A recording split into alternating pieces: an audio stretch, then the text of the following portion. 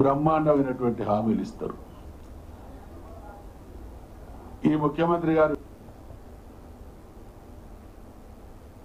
పట్టభద్రుల ఎన్నికల్లో వైసీపీ ఘన విజయం సాధిస్తుందని మాజీ ఎమ్మెల్యే అనిల్ కుమార్ ధీమా వ్యక్తం చేశారు. ఎమ్మెల్సీ ఎన్నికల్లో వైసీపీ అభ్యర్థిగా పోటీ చేస్తున్న గౌతమ్ రెడ్డిని మొదటి ప్రాధాన్యత ఓటు వేసి గెలిపించాలని కోరారు. కృష్ణా జిల్లా పామర్రు వైసీపీ కార్యాలయంలో మీడియాతో మాట్లాడారు. రాష్ట్రంలో చంద్రబాబు నాయుడు దిక్కుమాలిన రాజకీయాలు చేస్తున్నారని విమర్శించారు. 100 రోజుల పాలనలో ఎటువంటి సంక్షేమ అభివృద్ధి పనులను ఎన్డీఏ ప్రభుత్వం చేయలేదని విమర్శించారు. రాబోయే రోజుల్లో ప్రజలే ప్రభుత్వానికి తగిన బుద్ధి చెబుతారని హెచ్చరించారు. విజయవాడ బుడమేరు వరదకు చంద్రబాబే కారణమన్నారు వైసీపీ నేత గౌతమ్ రెడ్డి. ఎటువంటి ముందస్తు చర్యలు తీసుకోకుండా అలసత్వం వహించడం వల్ల ఎంతో ఆస్తి నష్టం సంభవించిందన్నారు.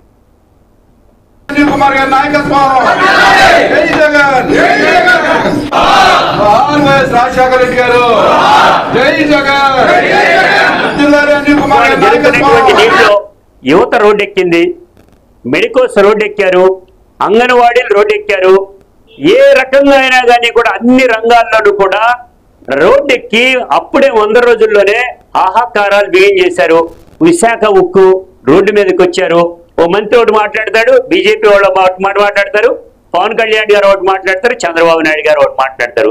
ఇన్కన్సిస్టెంట్ గా స్టేట్మెంట్స్ రావడం వల్ల అక్కడ ఉండేటువంటి కార్మికులందరూ కూడా ఇబ్బంది పడి రోడ్డు మీదకి రావడం జరిగింది. జగన్మోహన్ రెడ్డి గారు ముఖ్యమంత్రి అయినప్పుడు ఒకటే చెప్పారు, ఉద్యమాలొద్దు, ఊరేగింపులొద్దు, సంప్రదింపులతోనే పరిష్కారం చేసుకుందాం అన్నారు. అది 4 సంవత్సరాల వరకు కూడా ఏ రకమైన ఉద్యమాలు రాలా. 4వ సంవత్సరం తర్వాత కొంతమంది బయటికి రావడం అనేది రాజకీయంగా చేసేటువంటి. కానీ ఇవాళ ఈ రాష్ట్రంలో 100 రోజుల్లోనే, అంటే మీరందరికీ తెలుసు కదా, బియ్యాన్ని కనుక అన్నం వండితే అమ్మలో ఒక బియ్యం గింజ పట్టుకుంటేనే తెలిసిపోతుంది వండిందా ఉడికిందా లేదా అని. అలాగే 100 రోజుల పరిపాలనలోనే ప్రజలందరూ కూడా చీకొట్టేటువంటి పద్ధతిలో ఉన్నారు.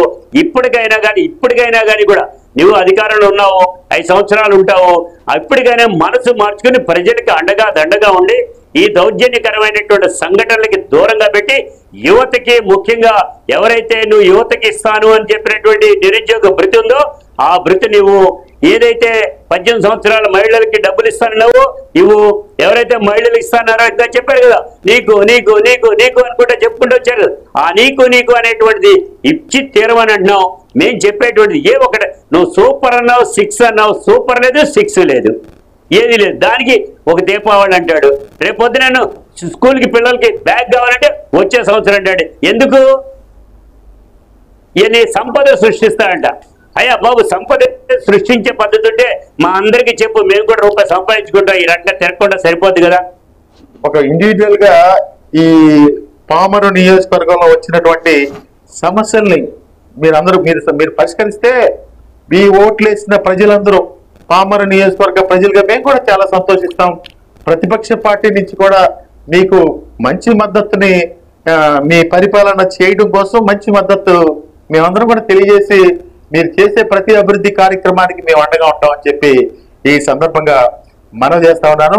అదేవిధంగా ఈ రాష్ట్ర ప్రభుత్వానికి తెలియజేసేది, మొన్న వరదలు వచ్చినాయి. ఈ వరదల్లో రైతులు అనేకమైనటువంటి ఇబ్బందులు పడ్డారు.